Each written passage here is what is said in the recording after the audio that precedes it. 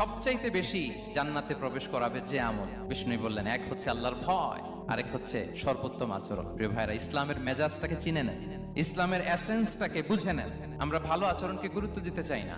অনেক নামাজি লোক দেখবেন নামাজ পড়তে পড়তে কপালে কালো দাগ ফেলে দিচ্ছে, বাসায় বউয়ের সাথে খারাপ আচরণ করে, খিটখিটে মেজাজের, প্রতিবেশীর সাথে শুধু ঝগড়া, কলিগদের সাথে ঝগড়া, মারামারি, দুঃসম্পর্ক, এরকম আছে না? নাই বলেন, আছে না? কিন্তু নামাজি, অনেক বড় হাজি, একদিনও কোরআন তেলাওয়াত মিস হয় না।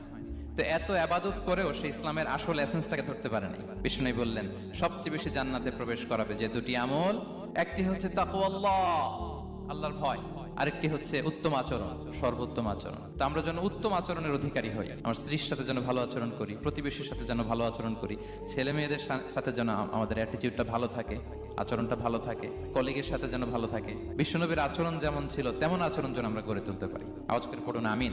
সুনানে আবু দাউদের এক